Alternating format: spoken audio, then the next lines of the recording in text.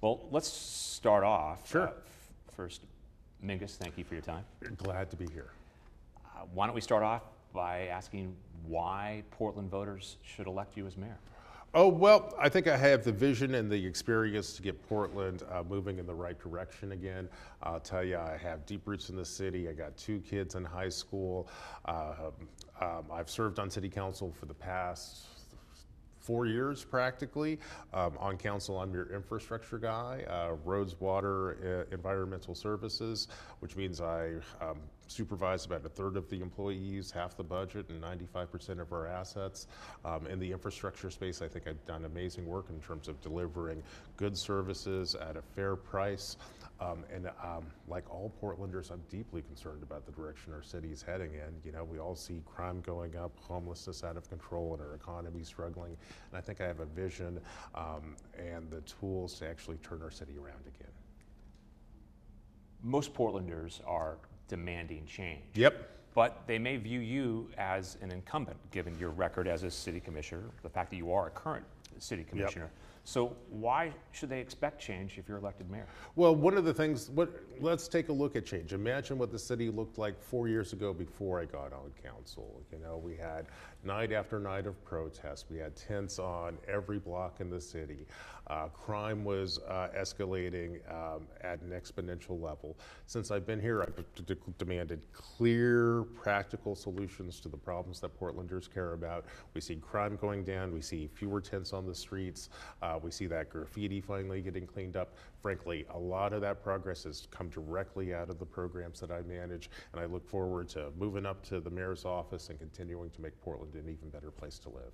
You say crime is down, perhaps year to year, but what about, you know, pre-pandemic, pre-criminal justice reform? Oh, well, absolutely. You know, one of the things that haunts me is that in recent memory, as recently as 2016, Portland was seeing something like 16 homicides a year. In recent years, obviously, we've seen it go up to nearly 100 homicides.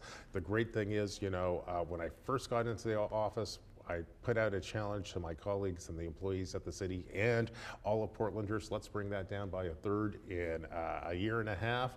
It took a little bit longer than a year and a half, but now we've brought down homicides down by about 1/3 in just the past year. I think we can keep that progress going. You know, it's not rocket science. It just takes good management, common sense solutions, and a real focus on implementation. Would you admit that there have been some failed policies in the last 4 years? Oh, of course. Absolutely. I think our experiment with decriminalizing hard drugs certainly did not serve us well. I think our camping policies did not serve us well. I have deep concerns about how our overall city budget has been managed. You know, our costs continue to escalate, and frankly, Portlanders who are paying the bills can't afford the demands the government put on them. That's why we see businesses and families fleeing the city. We got to get on top of all of that. You know, I think we have to hold people accountable for drug use. I think we have to help people move from the streets, and we have to deliver a quality service for the dollars that come into City Hall. You said that homelessness is not a crime, but it's also not a get-out-of-jail-free card, right? Is that the crux of it? Yeah, absolutely. You know, we're all frustrated by the houseless situation that we see on the streets of Portland. You know, on any given night, there are probably 6,000 people who are bedding down on our sidewalks and in our parks. That's fundamentally unacceptable. At the same time, I think it's important for all of us to remember, especially those of us who are privileged enough to have a roof over our heads, that being houseless is not a crime. However, you know, being in the streets and breaking windows, stealing, littering, graffiti, all those are actually crimes, and under a Mapps administration, we will hold people accountable for violating the law, vandalism, all those other kind of challenges which have come to define our city over the last several years. And at the same time, a Mapps administration will help move the folks who are currently sleeping on our streets and move them into supportive housing. My goal is to move 1,000 people from the sidewalks into supportive housing within my first year as mayor, and I believe that we can do that. Do you think the solution to the homeless problem, or perhaps do you think that the first priority when it comes to solving the homeless problem is housing first, or should it be triage first? Oh, it has to be triage. I tell you, the city of Portland is at the front line of the houselessness crisis. You know, most of the people who work for the city of Portland are literally out there on the streets. We're talking cops, firefighters, paramedics, you know, PBOT. We actually see these folks face to face. There are so many people who literally are not ready to move into a place with a key or whatnot. That's why, you know, during my time on council, I was leader in setting up our Safe Rest Villages, which offers folks a tiny house where they can move their stuff from the street and into a safe place. And what we're finding is after you make that move from the sidewalk into a safe place, these folks who are dealing with mental health crises, drug addiction crises begin to stabilize. And after, you know, about 90 days, those folks are ready to move into a more stable, supportive housing situation. And right now, we probably have about 555 safe rest beds.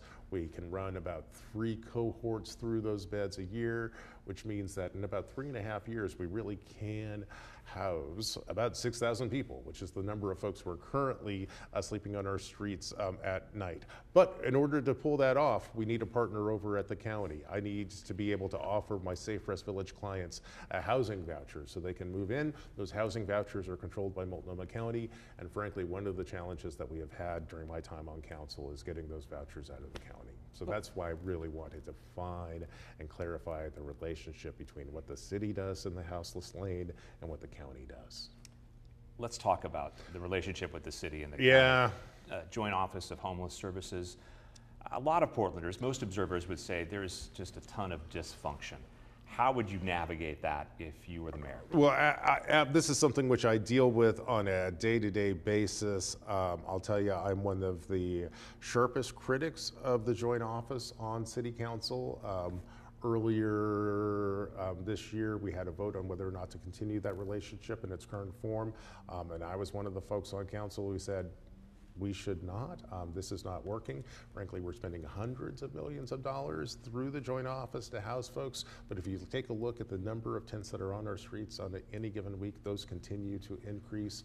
I have an expectation that as we make investments, we actually move people from those tents into supportive housing situations. That is the basic problem we have to crack. We haven't done it in our current system, and one of the reasons why is the joint office is just a black box. The city gives tens of millions of dollars to the joint office every year. We place no strings on how those dollars get spent.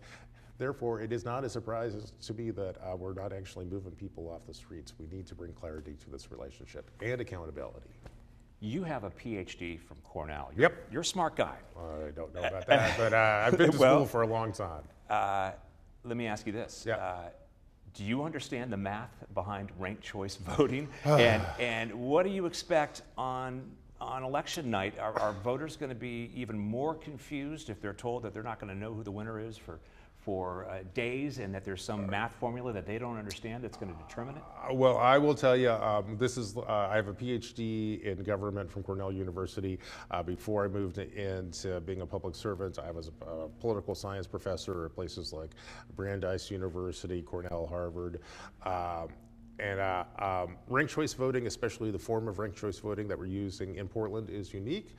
It's going to be different, folks. You know, it is unlikely we're going to know who our next mayor is going to be on election night. It will take several nights to count up the math. It will be even more complicated for these council races. I think we all know there are literally 118 people running for council now. I guess more democracy is always better, but we'll have to see how the electoral piece of this shakes out. And I'll tell you, there are two different things happening in this election. You know, we have a new system for picking who populates City Hall, and we have a new system for managing city services. You know, we finally hired a city administrator. Frankly, there's a reason why I'm running for mayor and not council. The mayor and the city administrator are going to be charged with delivering the services that Portlanders care about. That's the piece of government that I'm passionate about. And I think that piece, hiring the city administrator and moving away from our commission form of government, is going to be one of the first steps to having a much better city. I'm incredibly enthusiastic about that piece. I know it will make us work better. I think it's already making us work better.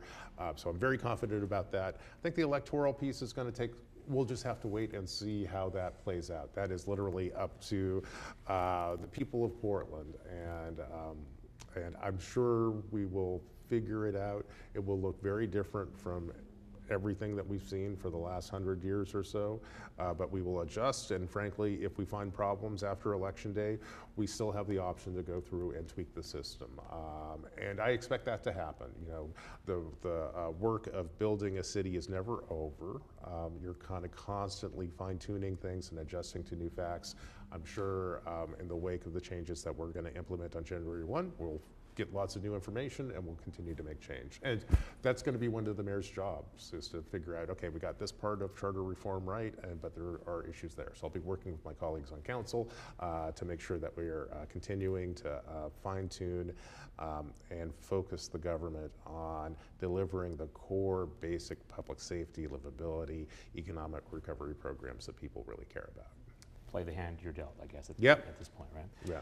Any final thoughts about what you want voters to know about you as they mark their ballots? Well, listen, I want you to know that I both have experience to get this done. I have a vision for making Portland a better place. You know, I grew up in this town. I've seen Portland grow from a timber town to a tech hub. The last 4 years have been incredibly challenging. If you've been watching City Hall, you know I've been a voice for common sense that have gotten things done, made our streets safer, helped house folks, got the litter and graffiti cleaned up, got the crime rates down. We can continue this progress. I sure hope that you'll consider casting your #1 vote for Mingus Mapps. And if you want to learn more about my campaign, you can go to mingusmapps.com and see where we're at on the issues. Mingus Mapps, thank you, sir. Well, thank you. It's been a great conversation.